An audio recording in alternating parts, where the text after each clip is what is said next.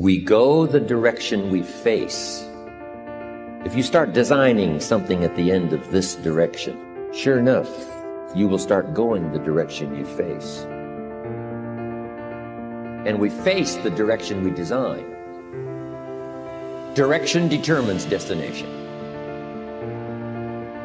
Destination is not determined by hope. It's not determined by wish. Destination is determined by direction. You cannot change destination overnight. But here's what you can change today, and overnight you can change direction. We have higher faculties, and the average person has no knowledge of how to operate with them, how to develop them. We have perception, the will, reason, imagination, memory, and intuition. Now, those mental faculties, they're not just words, they're actually mental faculties that we can use to take control over our world and to create the environment that we want. I think we're raised in ignorance, actually. There's a very small percentage of the population that have a reasonably clear understanding of who they are and what they're capable of doing, but the ones that do are in the minority. I think it's good to remember that if we just go along with the crowd, we won't wind up with much more than the wish that we can do it all over again, and as far as we know, you can't. If we want to amount to anything as individuals, we need individual goals, individual thinking, individual actions, and we must never conform to the big group. We must love them, we must help them, we must serve them, because our whole success will depend on our ability to do these things. But never lose our own individuality and our identity by permitting ourselves to become submerged in what has historically proved itself to be little more than a suffocating sea of indirection and purposelessness. If we want to emulate someone, fine, but let's be choosy in whose steps we follow. It's the only life we've got. A better story is a story about how stories transform. And so those are actually perceptual frames of reference that transform. And then I understood that if you don't have respect for the transformation process above all else, then you can't transform your perceptual frames when necessary, and then you can't adapt to error, and that destroys you. The most important thing is your mind. Make no mistake about that. Right now, the only thing that is holding you back, I promise you, and whatever excuse you're telling yourself, it's bull. The only thing that's holding you back is the way that you think about yourself and the world. That's it, flat. All you can control is how you choose to look at situations. You can control the information that you're letting in here. Never forget that you can have anything in this life that you want if you're willing to go and get it. If you just make a decision, it can be sometimes the day that starts you on a brand new journey. Now, some decisions are incidental and some are small, and some, are part of a working day. But sometimes decision-making can be one of the most important days of your life.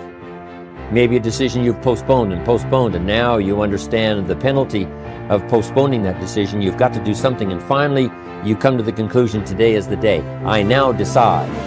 And whether you decide on a new direction, whether you decide on a refinement in philosophy, whether you decide to act when before you haven't acted, you decide on a series of things that you're going to do. Deciding can be such an incredibly important, very exciting, inspirational day. Also, deciding sometimes starts the process of lifting our self-esteem. Sometimes when you look back on it, the day that you decided was just about as exciting as the day when you finally accomplished the project.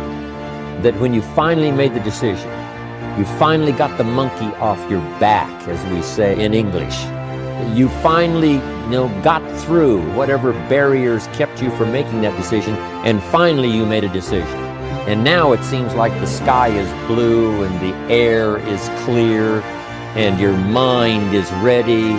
The adrenaline starts to flow, things start to happen to you from that moment of decision. So that can be an incredible source of inspiration.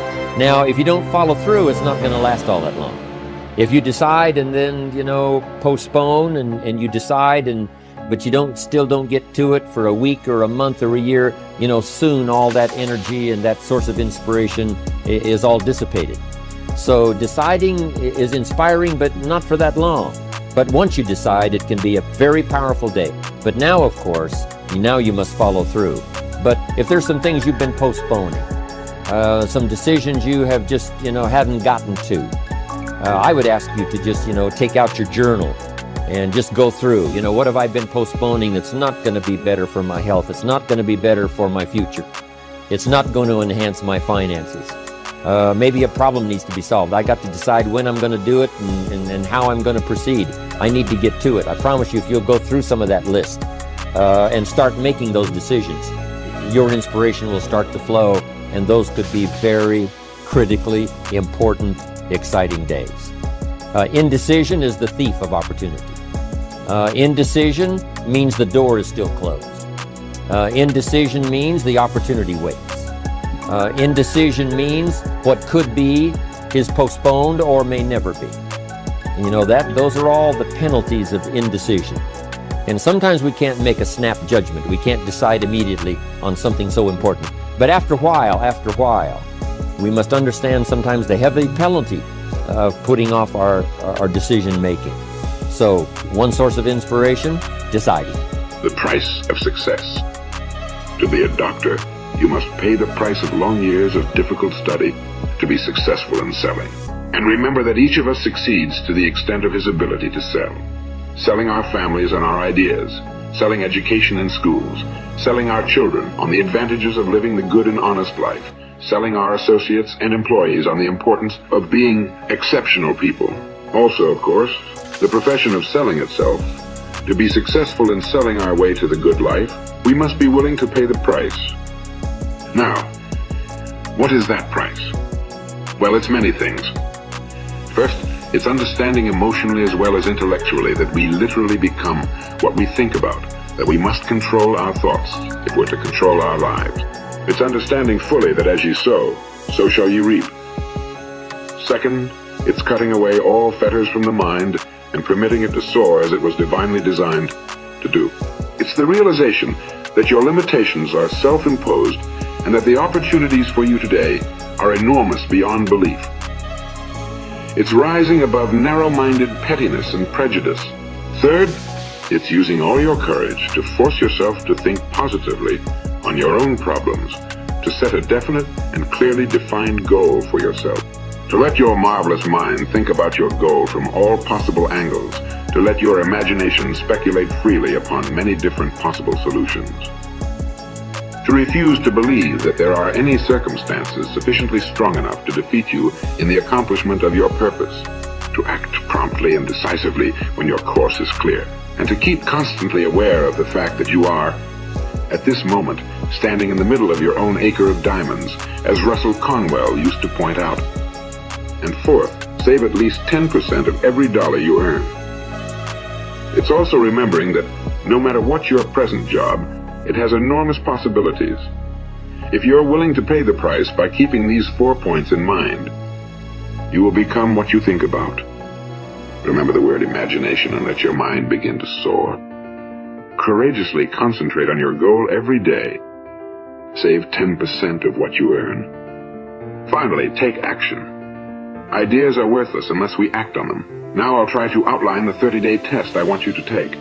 Keep in mind that you have nothing to lose by taking this test, and everything you could possibly want to gain. There are two things that may be said of everyone. Each of us wants something. Be said of everyone. Each of us wants something. And each of us is afraid of something. I want you to write on a card what it is you want more than anything else.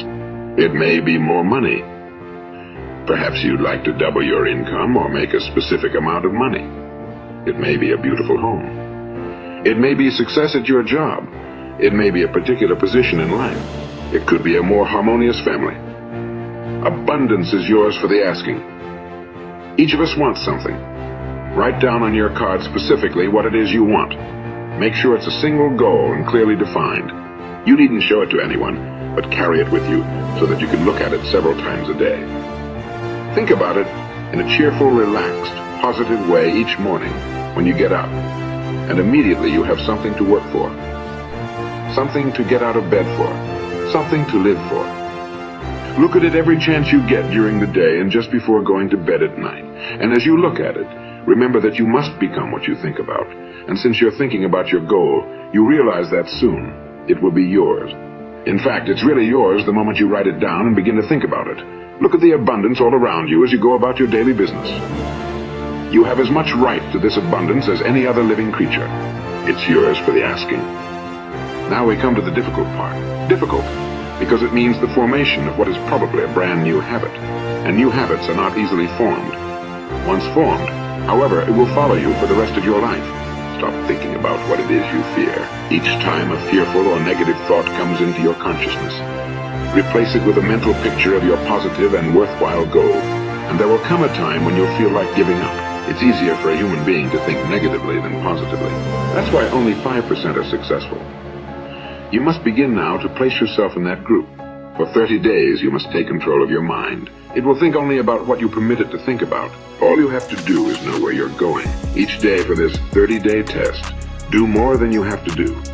In addition to maintaining a cheerful, positive outlook, give of yourself more than you have ever done before. Do this knowing that your returns in life must be in direct proportion to what you give. The moment you decide on a goal to work toward, you're immediately a successful person. You are then in that rare and successful category of people who know where they're going. Out of every 100 people, you belong in the top 5. Don't concern yourself too much with how you are going to achieve your goal. Leave that completely to a power greater than yourself. All you have to do is know where you're going. The answers will come to you of their own accord and at the right time. Remember these words from the Sermon on the Mount, and remember them well. Keep them constantly before you during this month of your test. Ask, and it shall be given you. Seek, and ye shall find. Knock, and it shall be opened unto you. For everyone that asketh receiveth, and he that seeketh findeth, and to him that knocketh it shall be opened. It's as marvelous and as simple as that. In fact, it's so simple that in our seemingly complicated world, it's difficult for an adult to understand that all he or she needs is a purpose and faith. For 30 days, do your very best. No matter what your job, do it as you've never done it before, 30 days. And if you've kept your goal before you every day, you'll wonder and marvel at this new life you've found. Dorothea Brande, the outstanding editor and writer, discovered it for herself and tells about it in her fine book, Wake Up and Live. Her entire philosophy is reduced to the words, act as though it were impossible to fail. She made her own test with sincerity and faith, and her entire life was changed to one of overwhelming success. Now you make your test. For 30 full days, don't start your test until you've made up your mind to stick with it. You see, by being persistent, you're demonstrating faith. Persistence is simply another word for faith. If you didn't have faith, you would never persist. If you should fail during your first 30 days, by that I mean suddenly find yourself overwhelmed by negative thoughts, you've got to start over again from that point and go 30 more days. Gradually, your new habit will form until you find yourself one of that wonderful minority to whom virtually nothing is impossible. And don't forget the card. It's vitally important as you begin this new way of living. On one side of the card, write your goal, whatever it may be. On the other side, write these words. You become what you think about. In your spare time during your test period, read books that will help you. Inspirational books like Dorothea Brande's Wake Up and Live, The Magic of Believing by Claude Bristol, the Bible, Think and Grow Rich by Napoleon Hill, and any other books that instruct and inspire. Nothing great was ever accomplished without inspiration. See that during these crucial first 30 days, your own inspiration is kept at a peak. Above all, don't worry. Worry brings fear, and fear is crippling. The only thing that can cause you to worry during your test is trying to do it all yourself. Know that all you have to do is hold your goal before you. Everything else will take care of itself. Remember also to keep calm and cheerful. Don't let petty things annoy you and get you off course.